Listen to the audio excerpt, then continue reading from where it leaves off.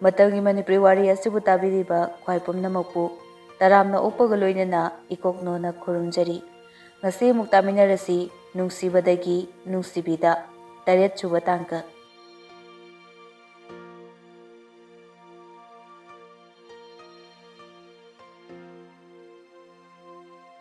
Matai manau anidusu wa kanna tanari. Thaninsu hidakto puduna roomda changlai aduga thoida pi. Homo hidak pora'e se. Table lairiba ising bottle do piraga hidakto pijay. Thoina. Thank you bye. Ay aswai pok tholukige. Asi hairamlaga thanilsu roomdagi thokre. Thoidi hidakto charabanina pok thinbadu pharaduna potharaga lehore. Basangi yumdani lakliba nupa ani duga kanna ningai sangdanari. Basanna. Ibungo, tapna ingna dumak angnasi. Ay supiro haba magti nattidana. Yamba yamdaba thibiraganu. Amadi pirage sida yanarasi. Nupa aduna. Lak nipu haraga amada yanarasi haridubu aikhoibu usittaba natro. Aikhoina tawrise leibakini. Sel paiba nakhoidagi lawdana nung pekpa mingondagi hayo haribro. Yamna sangthanarose hal. Tara. Natraga kuntra di pidaba yaroi. Oh, Himalaya bakini hairaga kadai da kari da sizinaribano. Kari party no hayo haibasu hek mayade. Mayam na khangadaba party oirabadi miyam ki kari su tawdaba party na haibada kari akaiba le. Tawno ibungo. Aduk yamba seldo mikup kangdana nup amani haidana panglakta laklaga pidaba yaroi hairadi kadai da gilawraga pidoino. Pare. Yam na ngangnabagi mathau nate. Pige haibra, piro haibra. Atopa nupa amaduna amuk harai. Hey, hingingladi yam na ngangano. Natradi kuining bangamloy. Lembina. Ibungo, tapna ina ngangnase. Aikhoisu piro haibadi natiduna. Nupa aduna. Nupi, tumina layo. Basanna. Noina pamliba seldo ay piba ngamloy. Mayamgi oina khara makai mateng pangbadi aisu kadai dino chelga piba ngamgani. Aduk yamba seldudi ai piba ngamloy. Nupa aduna. Adudi sijaba taredana. Phajana ngangnaringadi yahobana nangge phaba oigani. Nupa ani do nomai satoraktuna basanta namlaga dhap tawrai. Basanna. Madumadi tawgano ibungo. Minungsi yawdaba kawai madu. Tapna ingna phajana hainase. Fare. Ahum phawbudi ai piragi. Mamangdasu ikuidana pikibada ngairi. Amuk kadaidagino aina pigadawrisa. Mapanda mi yamna langbai makhol tarakpadagi nupa ani do chenabagi hainarai. Nupa amana. Oi, lao, pharak tarni. Nupa amaduna amu basanda onsilaga khudombisingduna harai. Nang kaidawga yengo. Miga khomladana nang siba taredana. Ani du maninglomda phawdoktuna chenkre.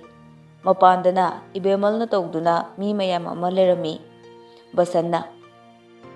Kadawre, karigino mayamna lakpiriba sibo. Ibemalna. Hai, chatkrabra moidia. Hojikta nanga ningai sangdana hobado. Maduda imana khomluribanine.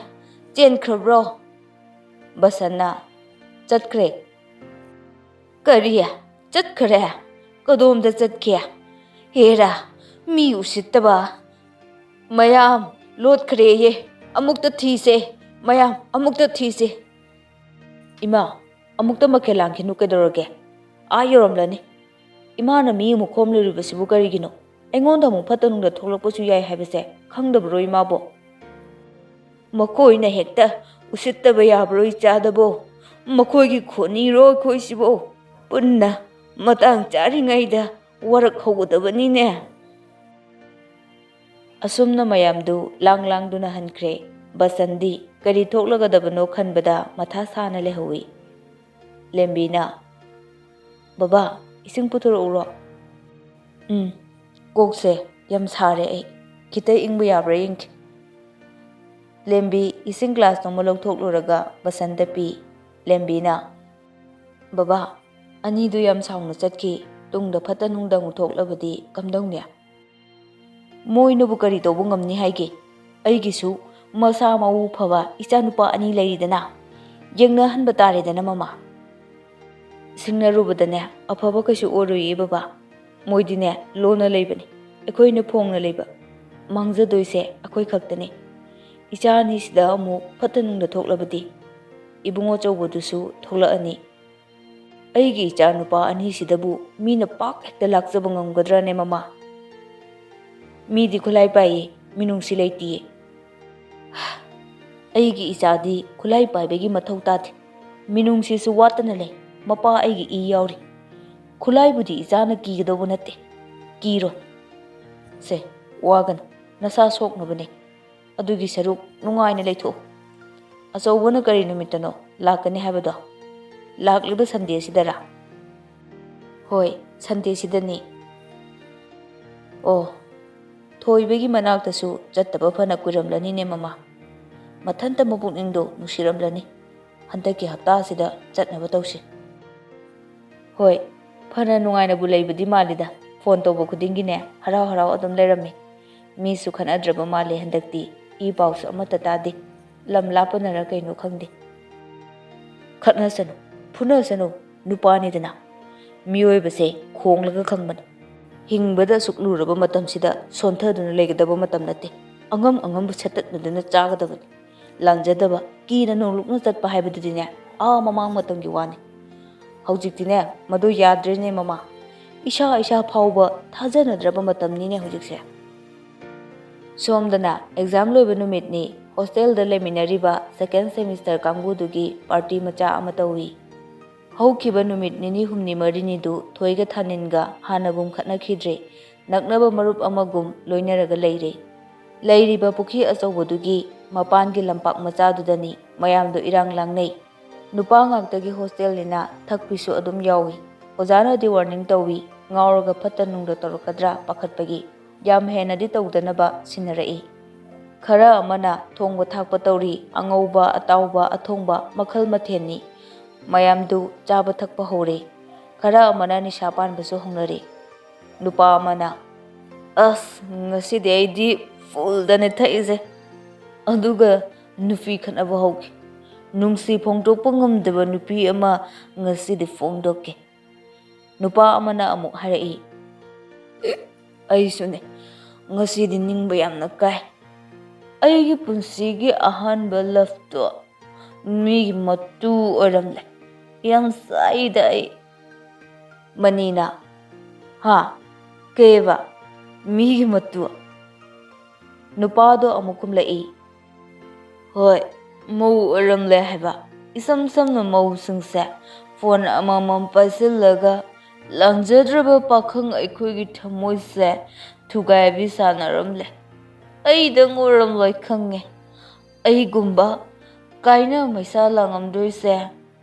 kanglei paksigi pakhang khudimak oramgani haidokpa tamthokpada ikaibegi ajuk haijaba oramgani aijabu thamoise puba ngamdabadagi harakpane ayamna chae matausim ayamna chae aduna kamaina koiriba kamaina nusinarinoba Facebook da khangnabane masakti ai ka tana fajare aduda aisu message thajilubane aduda masuna thuna hekti reply tore adudagi aisu harauboy kaiboy adum thanare aduga madi nomatasu ma maune hairakte unabasu anirak chatlure nungsinabagi thajanaba leirapone aduga ngasai ayukta mawadana fure chelasa harakpai wani adagidi aishu ajum bidai pikre manina chume mauna lesabidagi masak phajaba yamna henbane kamdawri janu khangde Facebook lekaise masak phajabi mau yamna leire asumna mayamdu yu ngawba kharasu yaure ngawdaba kharasu yaure atopa senior kharasu adum yauri makhoi singdugi marakta bulangausu amani mayamna sanariba wari du taraga thawai tana nokliba thoida yengduna bulangausu mondrang sanaraga nokli ꯃꯤꯒꯤ ꯆꯤꯇ꯭ꯔꯒꯨꯞꯇ ꯌꯦꯡꯂꯤꯕ ꯖꯦꯐꯅ ꯃꯗꯨ ꯑꯃꯨꯛ ꯍꯦꯛ ꯎꯔꯨꯔꯦ꯫ ꯃꯃꯤꯠꯇꯨ ꯈꯥꯅ ꯈꯥꯅ ꯌꯦꯡꯗꯨꯅ ꯆꯥꯃꯁꯇꯨꯅ ꯍꯦꯟꯖꯥꯡ ꯑꯉꯧꯕꯗꯨ ꯀꯣꯠꯂꯒ ꯃꯌꯥꯗ ꯄꯛꯅꯝꯗ ꯅꯝꯃꯤ꯫ ꯊꯣꯃꯥꯁꯅ ꯖꯦꯐꯇ ꯌꯦꯡꯗꯨꯅ ꯍꯥꯏꯔꯛꯏ, "ꯀꯩꯅꯣ ꯅꯪꯅ ꯇꯧꯔꯤꯗꯨꯕꯣ? ꯁꯥꯏꯕ꯭ꯔꯥ ꯁꯨꯡꯁꯥꯏ ꯁꯥꯏꯗꯦ, ꯐꯨꯟꯗꯅ ꯁꯤꯕ ꯇꯥꯔꯦꯅꯦ ꯅꯪꯕꯣ." ꯖꯦꯐ ꯍꯨꯛꯂꯤꯕꯁꯤꯡꯗꯨ ꯃꯌꯥꯗ ꯈꯧꯕꯨꯝ ꯊꯟꯅ ꯌꯥꯎꯔꯤ, ꯃꯣꯔꯣꯛꯁꯨ ꯑꯗꯨꯝ ꯁꯥꯔꯤꯕꯅꯤ꯫ ꯊꯣꯃꯥꯁꯅ ꯖꯦꯐꯇ ꯄꯣꯞ ꯊꯥꯔꯛꯏ꯫ ꯖꯦꯐ ꯂꯣꯛ ꯀꯪꯈꯨ ꯈꯨꯔꯒ ꯃꯈꯥꯗ ꯅꯣꯟꯊꯗꯨꯅ ꯂꯣꯏꯅ ꯑꯃꯨꯛ ꯑꯣꯠꯊꯣꯔꯛꯏ꯫ ꯇꯧꯅꯤꯌꯦ, ꯅꯊꯤꯕꯣꯡꯗꯣ ꯐꯪꯍꯧꯔꯣꯏꯗꯧꯅ ꯆꯥꯔꯤꯗꯣ ꯐꯨꯟꯕ ꯇꯥꯕꯅꯤ꯫ ꯇꯞꯅ ꯑꯗꯨꯝ ꯆꯥꯎ ꯀꯩꯅꯣ, ꯅꯪꯒꯤ ꯉꯥꯛꯇꯅꯤ꯫ ꯖꯦꯐꯅ "ꯃꯤꯅꯥꯏ, ꯅꯪꯅ ꯈꯪꯄꯣꯟꯇꯦ, ꯉꯁꯤꯗꯤ ꯑꯩ ꯊꯛꯇꯣꯏꯅꯤ." ꯊꯣꯃꯥꯁꯅ "ꯍꯥ, ꯅꯃꯥꯅ ꯄꯣꯛꯄꯗꯒꯤ ꯊꯛꯇꯕ ꯅꯪꯅꯁꯨ?" ꯊꯣꯃꯥꯁꯅ ꯉꯥꯡꯕꯒ ꯇꯥꯗꯦ꯫ ꯖꯦꯐ ꯌꯨꯗꯣ ꯍꯩ ꯍꯩꯗꯨꯅ ꯊꯛꯄ ꯍꯧꯈ꯭ꯔꯦ꯫ ꯁꯣꯝꯗꯅ ꯊꯥꯅꯤꯜ ꯃꯌꯥꯝꯒ ꯋꯥꯔꯤ ꯁꯥꯟꯅꯔꯒ ꯆꯥꯔꯤ꯫ ꯊꯣꯏꯒꯤ ꯃꯅꯥꯛꯇ ꯕꯨꯂꯥꯉꯧꯁꯨ ꯂꯥꯛꯇꯨꯅ ꯊꯣꯏꯒꯤ ꯃꯁꯥꯗ ꯉꯥꯊꯨ ꯊꯦꯡꯊꯨ ꯇꯧꯗꯨꯅ ꯐꯝꯂꯛꯏ ꯑꯗꯨꯒ ꯋꯥꯔꯤ ꯁꯥꯕ ꯍꯧꯔꯛꯏ꯫ ꯃꯗꯨ ꯌꯦꯡꯕꯗ ꯖꯦꯐꯀ ꯊꯣꯃꯥꯁꯀꯗꯤ ꯃꯤꯠ ꯅꯥꯕꯅ ꯂꯣꯏꯔꯦ꯫ ꯊꯣꯃꯥꯁꯁꯨ ꯍꯩ ꯍꯩꯗꯅ ꯊꯛꯄ ꯍꯧꯔꯛꯏ꯫ ꯕꯨꯂꯥꯉꯧꯅ "ꯅꯪ ꯊꯛꯇ꯭ꯔꯣꯁꯦ?" ꯊꯣꯏꯅ "ꯍꯥ, ꯊꯛꯇꯦ ꯕ꯭ꯔꯣ." "ꯍꯥꯎꯕꯅꯦ, ꯃꯍꯥꯎ ꯇꯪꯉꯣ." "ꯕ꯭ꯔꯣ, ꯑꯩ ꯃꯗꯨ ꯀꯌꯥ ꯍꯩꯅꯗꯤꯌꯦ." "ꯍꯛꯆꯥꯡ ꯐꯕꯅꯦ, ꯌꯥꯝ ꯊꯛꯇ꯭ꯔꯁꯨ ꯈꯤꯇꯪ ꯊꯛꯄ ꯌꯥꯏ ꯀꯩꯅꯣ." "ꯑꯩ ꯍꯩꯅꯗꯕ." "ꯅꯨꯄꯥ ꯃꯥꯟꯗꯦꯗ, ꯃꯤ ꯃꯌꯥꯝ ꯂꯣꯏ ꯊꯛꯅꯩꯁꯤꯗꯤ." ꯕꯨꯂꯥꯉꯧꯒꯤ ꯋꯥꯍꯩꯗꯨꯗ ꯊꯣꯏ ꯈꯤꯇꯪ ꯊꯛꯂꯒꯦ ꯈꯜꯂ ꯃꯥꯜꯂꯦ꯫ ꯒ꯭ꯂꯥꯁꯇꯨ ꯈꯔ ꯍꯩꯔꯒ ꯃꯃꯤꯠ ꯎꯏꯁꯤꯟꯗꯨꯅ ꯌꯣꯠꯁꯤꯜꯂꯤ꯫ "ꯈꯥꯏ ꯍꯩꯁꯤꯗꯤ." ꯕꯨꯂꯥꯉꯧꯅ "ꯑꯍꯥꯟꯕꯩꯅꯦ, ꯁꯨꯝ ꯍꯩꯅꯔꯛꯀꯅꯤ. ꯅꯨꯄꯥꯗꯤ ꯌꯨꯅꯨꯡ ꯈꯔ ꯊꯛꯂꯒ ꯅꯨꯄꯥ ꯃꯥꯟꯕꯅꯤ. ꯁꯦ, ꯁꯤꯃꯒ ꯊꯛꯆꯤꯜꯂꯨ." ꯑꯁꯨꯝꯅ ꯕꯨꯂꯥꯉꯧꯅ ꯍꯩꯗꯨꯅ ꯊꯣꯏꯕꯨ ꯁꯨꯝ ꯄꯤꯊꯛꯏ꯫ ꯑꯍꯥꯟꯕ ꯊꯛꯄ ꯑꯣꯏꯕꯒꯤ ꯊꯣꯏ ꯃꯀꯣꯛ ꯉꯥꯎꯔꯛꯏ꯫ ꯃꯈꯥ ꯇꯥꯕꯗꯤ ꯒ꯭ꯂꯥꯁ 4ꯃꯨꯛ ꯃꯊꯟꯇ ꯄꯪꯊꯛꯇ ꯊꯛꯈ꯭ꯔꯦ꯫ ꯃꯈꯣꯏ ꯑꯅꯤ ꯌꯦꯡꯅ ꯌꯦꯡꯅ ꯖꯦꯐꯀ ꯊꯣꯃꯥꯁꯀꯁꯨ ꯐꯅ ꯌꯥꯝꯅ ꯊꯛꯈ꯭ꯔꯦ꯫ ꯐꯔ ꯍꯥꯏꯔꯕ ꯈꯔꯗꯨꯗꯤ ꯉꯥꯎꯗꯕꯁꯤꯡꯗꯨꯅ ꯄꯨꯁꯤꯜꯂꯒ ꯐꯃꯨꯡꯗ ꯍꯤꯞꯍꯜꯂꯨꯔꯦ꯫ ꯕꯨꯂꯥꯉꯧꯁꯨ ꯃꯈꯣꯏ ꯈꯔꯅ ꯔꯨꯝꯗ ꯄꯨꯗꯨꯅ ꯆꯠꯈ꯭ꯔꯦ꯫ ꯊꯣꯏꯗꯤ ꯇꯦꯕꯜ ꯃꯊꯛꯇ ꯃꯃꯥꯏꯗꯨ ꯎꯞꯁꯤꯜꯂꯒ ꯇꯥꯔꯒ ꯂꯩ꯫ ꯅꯨꯄꯥ ꯑꯃꯅ ꯖꯦꯐꯇ ꯍꯪꯂꯛꯏ, "ꯚꯥꯏ, ꯍꯧꯒꯠꯂꯣ, ꯃꯅꯨꯡ ꯆꯪꯕ ꯉꯝꯒꯗ꯭ꯔꯣ?" ꯖꯦꯐꯅ "ꯌꯥꯅꯤ, ꯑꯩ ꯉꯝꯅꯤꯕ, ꯑꯩ ꯑꯗꯨꯝ ꯆꯠꯀꯦ, ꯃꯁꯤ ꯄꯨꯁꯤꯟꯕꯤꯈ꯭ꯔꯣ." ꯅꯨꯄꯥꯗꯨꯅ ꯊꯣꯃꯥꯁ ꯑꯣꯏꯅ ꯄꯨꯁꯤꯟꯈ꯭ꯔꯦ꯫ ꯖꯦꯐꯇꯤ ꯍꯧꯒꯠꯂꯒ ꯍꯥꯏꯔꯪ ꯍꯥꯏꯔꯪ ꯊꯣꯏꯒꯤ ꯅꯥꯛꯇ ꯂꯥꯛꯏ꯫ "ꯑꯣꯏ, ꯚꯥꯏ, ꯚꯥꯏ, ꯀꯌꯥꯝ ꯊꯛꯆꯤꯜꯂꯨꯔꯒꯦꯅ? ꯁꯦ, ꯍꯧꯒꯠꯂꯣ, ꯍꯧꯒꯠꯂꯣ." ꯅꯨꯄꯥ ꯑꯃꯅ ꯑꯃꯨꯛ ꯊꯣꯏꯗ ꯍꯪꯉꯤ, "ꯚꯥꯏ ꯊꯣꯏ, ꯅꯪ ꯉꯝꯃꯗ꯭ꯔꯣ ꯆꯪꯕ? ꯍꯧꯒꯠꯂꯣ, ꯁꯦ, ꯊꯦꯡꯉꯦ." ꯊꯣꯏ ꯃꯃꯥꯏꯇꯃꯛ ꯅꯣꯡꯈꯠꯂꯛꯏ ꯑꯗꯨꯒ ꯑꯃꯨꯛ ꯂꯦꯛꯊꯈ꯭ꯔꯦ꯫ ꯖꯦꯐꯅ "ꯃꯥ ꯉꯝꯗ꯭ꯔ ꯃꯥꯜꯂꯦ.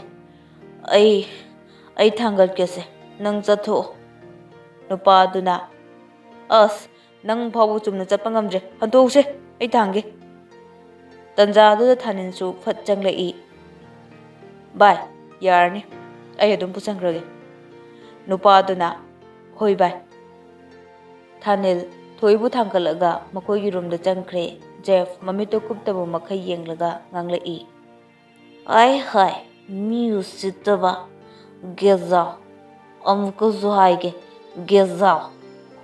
ꯑꯩꯒꯤ ꯃꯥꯡꯗ ꯄꯝꯅꯕꯒ ꯆꯥꯔꯗꯅ, ꯃꯤꯅꯥꯏ, ꯃꯃꯥꯏꯁꯦ ꯀꯥꯏꯅꯤꯀꯣ, ꯑꯅꯤꯃꯛ ꯑꯩꯅ ꯃꯃꯥꯁꯦ ꯊꯨꯒꯥꯏꯅꯤ ꯍꯥꯏꯁꯤꯅꯦ. ꯅꯃꯥꯏ ꯃꯊꯤꯕꯣꯡ, ꯏ ꯌꯥꯝꯅ ꯀꯥꯏꯗ ꯑꯩꯁꯨ ꯅꯨꯄꯥꯅꯤ ꯀꯩꯅꯣ. ꯃꯤ ꯑꯃꯕꯨ ꯂꯥꯏꯅ ꯊꯥꯡꯒꯠꯄ ꯉꯝꯅꯤ ꯀꯩꯅꯣ. ꯅꯨꯄꯥꯅꯤ, ꯑꯩꯁꯨ ꯅꯨꯄꯥꯅꯤ." ꯃꯅꯤꯅ "ꯑꯁ, ꯀꯩꯅꯣ ꯚꯥꯏ, ꯁꯥꯔ ꯍꯣꯏ ꯇꯥꯔꯒꯗꯤ ꯂꯣꯏꯅ ꯁꯥꯎꯔꯛꯂꯅꯤꯌꯦ. ꯉꯁꯥꯏ ꯀꯔꯤ ꯍꯥꯏꯅꯈꯤꯒꯦ? ꯌꯨ ꯊꯛꯂꯁꯨ ꯂꯥꯡꯒꯨꯝꯁꯦ ꯍꯥꯏꯅꯕ ꯅꯠꯇ꯭ꯔꯣ? ꯂꯥꯛꯑꯣ, ꯀꯥꯗ ꯊꯤꯟꯖꯤꯜꯂꯝꯂꯒꯦ ꯂꯥꯛꯑꯣ." ꯃꯅꯤꯅ ꯖꯦꯐꯄꯨ ꯄꯥꯏꯕꯒ ꯖꯦꯐꯅ ꯐꯠ ꯀꯟꯊꯣꯔꯛꯏ꯫ ꯖꯦꯐꯅ "ꯄꯥꯏꯔꯛꯀꯅꯨ, ꯑꯩꯁꯨ ꯅꯨꯄꯥꯅꯤ ꯀꯩꯅꯣ, ꯄꯥꯏꯔꯛꯀꯅꯨ. ꯑꯩ ꯆꯠꯄ ꯉꯝꯃꯤ. Don't touch me." ꯃꯅꯤꯅ "ꯑꯁ, ꯂꯣꯏꯔꯦꯅꯦ, ꯕꯦꯔꯥ ꯈ꯭ꯋꯥꯏ ꯀꯥꯕ ꯃꯤꯁꯦ ꯅꯪ ꯑꯣꯏ ꯂꯩꯔꯝꯃꯦ ꯏꯕꯣ. ꯑꯗꯨꯃꯥꯏꯅ ꯉꯥꯎꯗꯣ ꯑꯣꯏꯔꯗꯤ ꯀꯩꯗꯧ ꯊꯛꯂꯨꯏꯅꯣ?" "ꯑꯩ ꯉꯥꯎꯗ꯭ꯔꯦ ꯚꯥꯏ, ꯑꯩ ꯉꯥꯎꯗ꯭ꯔꯦ. ꯃꯣꯏ ꯃꯑꯣꯡꯗꯣ ꯎꯕꯗꯅꯦ ꯉꯥꯎꯗ꯭ꯔꯦ." Namai mat. Nishaga loina halle. Manidi Jeff ki mataududa karam no haiduna matha sana lay. Manina. As. Lori dana tauriside. Yaroi haisni. Nungshibabu fagira. Gene haige hajusanu nungshira di nungsira. Aigi mangda nupa tupaga layminabu sungya yaroi. Sungya yaroi haisini. Mina hainarise chumledana. Pai. Honabiu. Aidine changjahorage. Ase haiduna manidi magi room da changkre. Mayam su magi thokpa changnakre. Jeff da ngaihore. Lamangdu da madi law dana layri. Manungdana thaninna thoibu phamungda thadai. Thoi phuk hagotlaga odogi tawrai. Thaninna thoibu washroom da pusanduna ohalli. Thaningi makhutuna thoigi pukta nambiri. Thoidi masadu obagi padrak tari. Thanil wakhalda karigumba kharadi phauri. Thanil saungna thoida nganglai. Nammai mat I karakani kona. Nathibongdu thakpa hitadi kadau thaino. Thoi maroldo phari khumlai. Sorry vai, sorry kitang hanjin kroy. Noi napani. Asumna phamungda amuk pusinduna thoibu tumhalli. Thanin su masa sengdoklaga magi bed te hikre. Mathangi numitni ngarang yu ngaukhibasingdudi yahau haigatana thengnare. Thoi suni hauju phawba hagodri. Thanin su yot paiba chatlubadagi halakle. Thoidi isisi na tumli.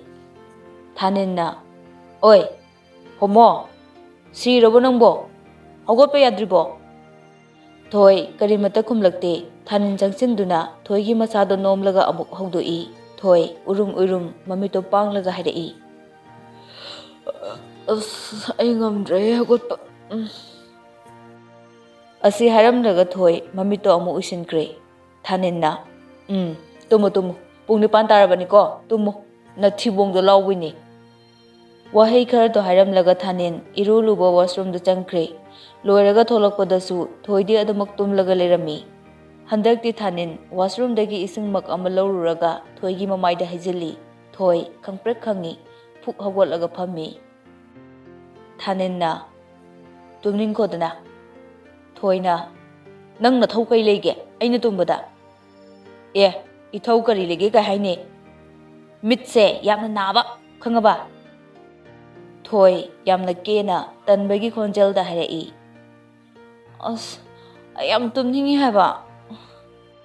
Ase haramlaga thoi amuk tumthakre. Handakti Thanin su karimta haidre. Magi to kumthokpuda tawraga adumak laikre. Ngarang Jeff na ngauraga ngangkibasingdu video lona namhauba yauraduna thadurai. Mayamdo irang langnai. Jeff no thoibu nungsi haina koilaw lawnare. Thoidi tumba hagolabasu phone yengludabana tawriba irangdo karimta khanglamde. Thanil room da changlaktuna thoida lakna boy karemna boy harai. Yadeko mi masadi nungsibibaga yam laiko thamoi kaibaga yawnare. Thaningi wadu thoidi loksin pangkhangdana ngakna dumak dai. Thaninna aina harise nangondane. Thoi magi phone do da yengbada ngasai video do thengnare. Matha sana phamung da phamthai. Thaninna homo yam oiningo. Homo do yam oiningo ba. Ase yaramlaga Thanin mathanta noi. Thoidi makokta mondo hanjin thomjinjai. Thaninna as mit yam nai ko. Thoi saungna nganglai. Is nammai mathibong. Thaninna machinga thine. Thanil sauning badilaradana thoigi mataududa sita noglai. Thoi matha sana rumdagi thokena thongdu hanglubada nupa khara mapanduda leptuna lerami. Makoi ubada thoidi pungak ngakre. Nupa amana thoida laknarai. Hai thoi nangi sagi video yenglabo. Magi da makhalaga nang magi Nungshiba-da accept tawbiro kaino. Mado thamoi yamna kairabane. Nupa amana amuk karemdana hairai. Asengbaine. Nupana nupada nungsiba haise yamna nungsiramladabane. Please thoi. Mayamda amuk wawa noi. Tanjadu da Jeff magi kadagi tholaktuna thoibu makhut paiduna chingthoi. Jeff na thoi lao somda. Maningdagi Thaninna amu thoigi makut namado paiduna chingai. Tauriba mawongduda noklamba mayamdo ngakna yengduna lainai. Thaninna nangna sakhairamba mayamse loisilomko adugo chalo. Thoi room manungda tumina changki thoi changkibaga Thaninna thongdo thingjinki. Thoina kaidanu bai. Thaninna kaino aina sakhairamba haibado haisinabane. Kaigi wayamna ngangano mapan thokpa yakira. Kaigino mayamda ay umta sengtoklukige soiduna lana khanaraniye. Yaroidi yaroi. Kaigino bai moina lana loromlani haiba. Ase haraga thoi thoke haiduna thongda hange tawi. Thaninna pharaga thoibu walda namsilli. Thoi mamit mana thagatpa makai Thaninda yenglaga lei. Thanin thoigi maida nakna changsillaga tapna hairai. Aina haiba ilo homo. Ase haraga fat amuk thadoi. Thoisu Thaningi mawongdu kibanara karino tumina laikre. Mapanda lairamba kangbudusu chatnakre. Jebsu matha sana tofong khangdana lei. Thomasu paudu tabadagi Jebsta wamta haidana lei. Jebsu tumina mangduna sumlei. Mikup kharagi matungda bulangausu Jeffoigi roomda laktuna thong thilai. Bulangauna aina tariba pausi karino. Oi, Jeff, angang nang aigi khutta sigera. Jeff na kaino bro khoidou saugatpane khatnaba yam horokana. Ngasidi Jeff na thogalonga loina haidokhibaduda bulangausu saungna nganglai. Oi, usitiro ha nangna na thibong khara thakchillaga ngarang tawri mayamda kaino. Hojikti sarasallene fajareba ge na wai chaireba. Maduda bro na duk yam sauribadu karigino. Mado aina laubane aigi izatne bro kari mari leinage. Bulangu chansilaktuna Jeff ki collar da tap phai. Tumina taramba Thomas khanakhiba tare haiduna phuk hogolaga khami. Thomas na kaino bro angang masaga chap manai he noisidi talli he oiba. Bulangu na ithau na se ithau aina nungsiba mida khut thingjanba yaroi khangabra. Jeff ka Thomas kadi Bulangau gi wadu angakpo oide hanadagi adumak chingnaraga leiba wani. Thomas na bro mimangda phajaba wasunate nupi gi maramda phunai chaine habasunate nupa gi maramdabu sibu chatnari bro. Bulangau na oi nangna khangoi khangaba tu sida phaurakpa sida asi hairaga mathabak tu da makhutuna thinjai khangedana chatnagera chatnaroira. Thomas khon kalapna hairai.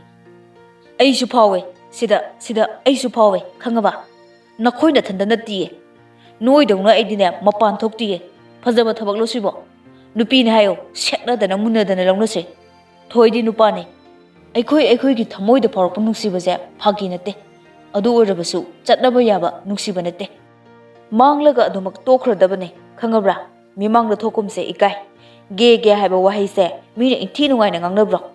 Ngarang Jeff ki video do thoine uraga kari khalamgani. Hana gumtina ningkhidro loina ningkhidro tukat charam doini mana de ekhoise adubu iral ne ekhoi gi ira tukat chaba tabane mimana daba ekhoi dine mina tukat chaba tabane. Jeff ka Bulangau ga tumina Thomas na hairido taraga lei. Kande ngasi degi thoigi wakal thado aisu thadok lagi. Jeff na nangbu ngamadro bai. Thomas na ngamnaba honaba tabani karigi sungamloi ngasi degi ekhoi nupa sengbo oise mina ne ngangnahan gumse isa gi thamoise phajinse. Bulangau na mado angang noigi wane ahal legi yaude aidi nungsiradi nungsire noisi noi ngamnaba mungera lakera kidogege honno aisu aigi ngamnaba honage. Jeff na bro puk phataba tawna gumse punna warep longna se. Thomas na hoi bro aikhoina nungsijariba mahakki damak phanaba sense mahakpu kadaida soikhigedage haiduna yingchinminase. Mapandagi Thaninna khubak khuraga changlai. Baba noidi khunai tin neirami he. Jeff na yare sise nangna loina thoali ne khangabra nongoda loina mu tainarakani huji Thaninna, Kayeba, Ainaneba. Jeffna, Mane, Nangna Toiga, Tukyana Naknava Pamidu Kaigino. Aigi roommate ni kaino. Nupa masal pun bubukari kaige. Ai di noi dong no wakal mangde. Ai di puran nupa ni. Natra ne, bro bulango. Thomas na. Bye, kay lege. Sumlag bro. Thanil na. Noi ahungi meeting do, daramba ne. Thomas na hodok po wado, yam na phaje. Madungak na chakluko noi ahum. Ko ne bro. Aigi roommate ne. Adugumba mathong chadabagi thabakta matha sabado. Aisu nungaiti haijariba. Matungda thoina matha sagadaba thabak tawraadi marup ka pung kai gani. Aina hairise. Thoise aigi roommate ne na haijabane. Ai chatlagi.